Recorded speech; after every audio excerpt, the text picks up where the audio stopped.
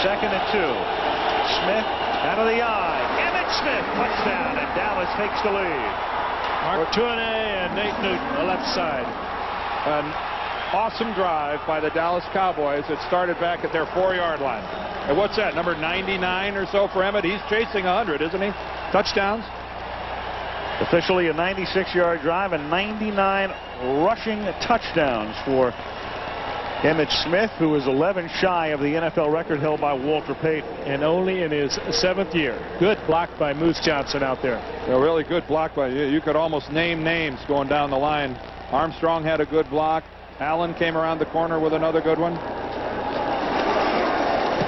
So the Cowboys down 10-0, and a lot of people thinking RIP. And the next thing you know, with 6:32 to go in the half, it is Dallas 14, Philadelphia 10.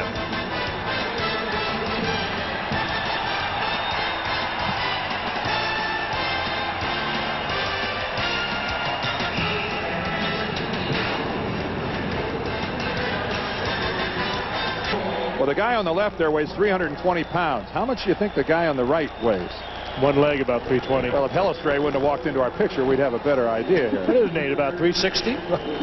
Big Nate's probably 360. There's Larry Allen. Mark Tuane still banging away after 14 years. And they were right up front of the 96-yard drive as Derek Witherspoon fields the kick inside the 5-yard line and brings it back out to the 34, where Kavika Pittman, their top draft choice, makes the stop. 6:20 to go in the half. Dallas leading by 4. The Eagles now from the 32-yard line, and it is Irving Fryar, and he runs up the back of Herman McCormick. So McCormick, not even looking at the play, gets turned around, and it's a loss for the Eagles. Trickery and deceit will get you nowhere. Irving Fryar's been in this league for a long time and has made a lot of spectacular plays, and this is not one of them. What in God's name is he doing? He just, it's like he doesn't see Herman. Well, I wonder what McCormick thought. All I know is he didn't even know he was there. NFL film, Steve Sable, get ready. You'll have fun with that one. 2nd down and 14 as Rodney Peete has it batted in the air, and then it's caught by an Eagle lineman who somehow comes up with a football after it gets batted at the 32-yard line. And Bob McElwee will call for time. They're trying to talk about sorting something out. Was it caught? Yes, it was. Well, Rodney Peete is a guy who we thought a couple of years ago would be forever destined to be a backup quarterback. Gents, he's taken over this team. He's 12-4 in his last 16 starts. That's the best record of any quarterback in, what, the National Football League? Over that period of time as a starter. 16 games. 3rd down and 10 from the 32-yard line as Peete throws a wobbler, and it's picked off by Deion Sanders, and then he shovels the ball off to George Teague, and the Cowboys are back in business at the 34-yard line. Well, and Rodney Peete goes down. Well, that's a pattern you wouldn't expect Rodney Peete, who's not really a strong-armed quarterback, to challenge Deion Sanders. Is that turn into the sideline? That you're talking about the cornerback with the greatest burst to the football in the National Football League. And guys like John Elway and Dan Marino aren't interested in challenging him on that pattern. Rodney should have read that right away. Yeah. He had all kinds of blue jerseys over there. And Deion was in perfect position. He had help deep. He was going to play that tight. Rodney should have read that better. Sanders' first interception of the season, so Deion, the recipient of a 39-yard pass, and then an interception on the next series. And it's Emmett Smith on 1st down, taking it to the 30. As we take another look at the Rodney Peete interception by Sanders. Look at Sanders' perfect position. He's reading the receiver. Now he looks back into the quarterback.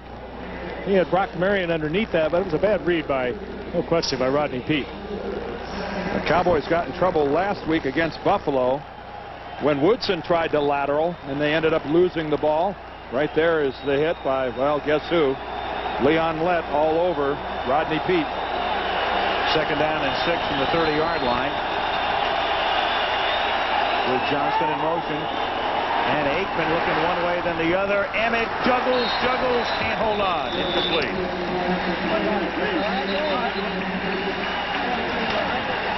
So it'll be third down at the 30-yard line. And once again now it's up to the Philadelphia defense to come up big, because right now we're looking at a 14-10 ball game, and they can't afford to fall behind Dallas, because it just this is a Cowboy team that's lacking confidence, and they're picking it up in a hurry. This would be a big play for the Eagles defensively here if they could force the Cowboys into either a long field goal or a punt.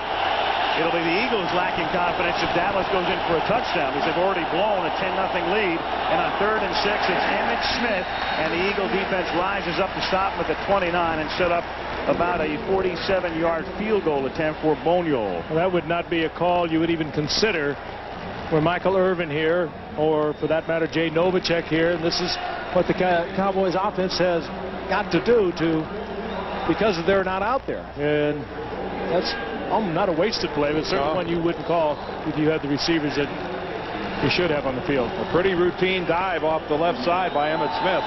You're right, Frank. I think you're 100% correct.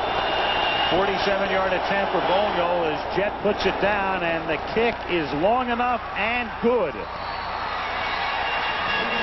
Chris Boniol boots it through, and the lead is extended thanks to a Dion interception, and Boniol adds 3 to make it Dallas 17, Philadelphia 10. And a look at Bill Bates, who has been around forever on the Cowboys special teams. Running down the field is Boniol's kick. Comes into the arms of Derek Witherspoon at the 3-yard line. And he runs into Darren Woodson and fields it up at the 24-yard line. Thursday night right here on ABC. Take a peek. An all-new episode of High Incident coming your way, and then Steven Seagal in Under Siege. That's Thursday night in prime time right here on ABC. Well, as it was important for the Cowboys when they were backed up to their own goal line to get something happening and drive, and they did. I think this is a very important drive for the Philadelphia Eagles. They've had this game kind of taken away from them here in the second quarter. They had control of it in the first quarter. They would like to get it back. With Dallas up by 7, Turner makes the catch over the middle up to the 30-yard line. I think an Eagle drive here can be measured in terms of things other than points. At the very least, they need to keep this ball long enough and move it far enough to not give Dallas another scoring opportunity before the end of the first half. Even if they go into the locker room down 17-10, I still think they will have accomplished something offensively. 3 and out, giving it back to Dallas could be disastrous for Philadelphia. 2:44 left in the half. 17-10 Dallas. Pete on second down and 4, throws underneath. Waters makes the catch. Nice move, and it nets him a first down, breaking a George King tackle. Great move by Waters. Excuse me, Al. He knew exactly where that first down mark was. Planted the foot, dove the distance for the first down. He's having an extraordinary year. He credits it really to a new lifestyle. He's become a very spiritual young man. He's changed his whole life around, put on a lot of weight, and he's having a fantastic year. Coming up to the 2-minute warning, first down from the 36-yard line, and Ricky Waters sliding, looking, turns it back, minimal gain. And the 2-minute warning comes with exactly 1:57 on the clock. That much time left in the half at Veterans Stadium in Philadelphia, where the Cowboys are up by a touchdown.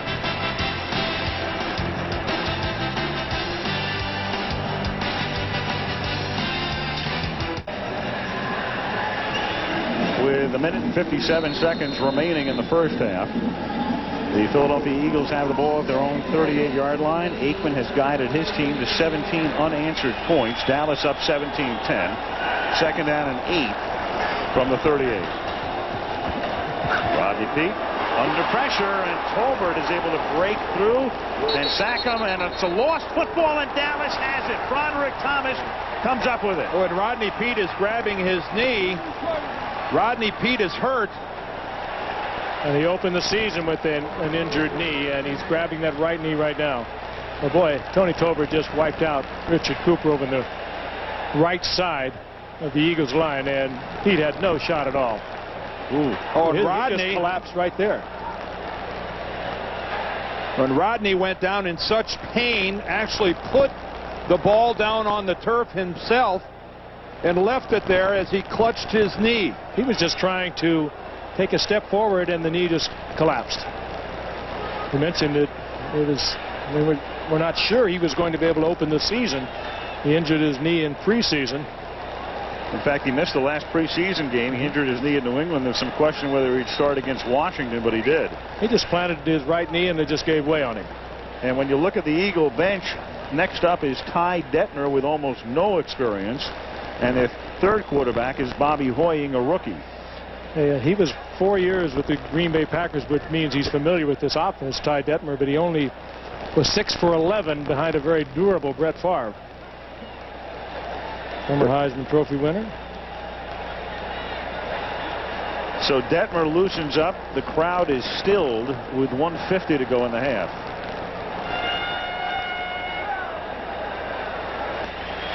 Rodney has had knee troubles on and off throughout his entire career, and in preseason he had hurt his left knee. This appears to be his right knee. That's the one that they were attending to. Well, Jeffrey Lurie looking on. A double dose of disaster for the Eagles. Not only is their starting quarterback carted off the field, but a turnover at the same time. Again, watch him right here as he plants his right leg, and something just buckles, gives way.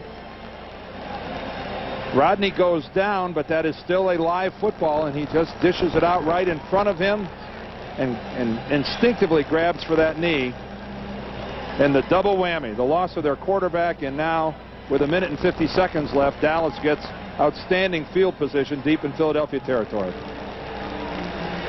And again, we talked earlier, Al brought it up, 12-4 as a starting quarterback since October 1 of last year. Only Steve Bono has done better.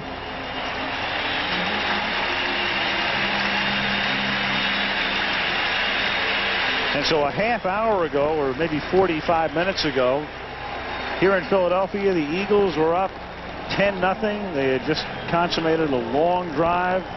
Things were going swimmingly. The Cowboys could do nothing right. The Eagles appeared to be unstoppable in quest of the fourth win in 5 games, and now they're down by 7. They've lost their quarterback, and they've lost the football near the end of the first half. And now Ray Rhodes and Emmett Thomas ask an awful lot of their defensive unit. From the 31-yard line, Aikman, and that's caught by Dion, who's out of bounds near the first down marker, and it appears they will give it to him as they spot the ball inside that marker at the 20-yard line. Troy Aikman was given all the time he could have ever wanted. He looked right, he went back to the left side, he looked up the middle, and finally we had enough time to go all the way back to the right side and hitting Dion. Dion working over there against Troy Vincent. Dion breaking back. Meanwhile, Troy having all the time in the world to get it to him. Ernie Zampese, the offensive coordinator. Joe Brodsky, the running backs coach, from the 20-yard line. Emmett Smith takes the toss, and Emmett Smith to the 11-yard line, and now it's the Cowboys who look unstoppable. They look like the old Cowboys. Darryl Johnston with a block. Well, the offensive line has come under a lot of criticism for being old, for being overweight, and who knows how they'll play for the rest of the season. But to this point in time, this is certainly the best performance by the Cowboys offensive line here in this 96 season. They are beginning to look like last year's group. 2nd down and 2 from the 12-yard line, and it's Smith. Nowhere to go. Knocked down at the 13 by Michael Jordan. Well, Red Hall that time beat Nate Newton. That's why that's a dead play. Hall gets upfield, he whips Newton, and that makes it dead. Dallas takes a timeout with 59 ticks left, and let's get an update from New York and Chris Berman. Chris? All right, Al, thank you. Well, coming up on our Toyota halftime report, you'll be visiting with Cowboys owner Jerry Jones, smiling a little more now, and a whip-around week number 5, and that includes the 49ers, who sputtered last week, but against the Falcons, they were back in business. Elvis was in the building, but in the second quarter, how about Terry Kirby throwing the touchdown pass? And if you just throw one, why not look for Jerry Rice? 39-17 San Francisco. Only the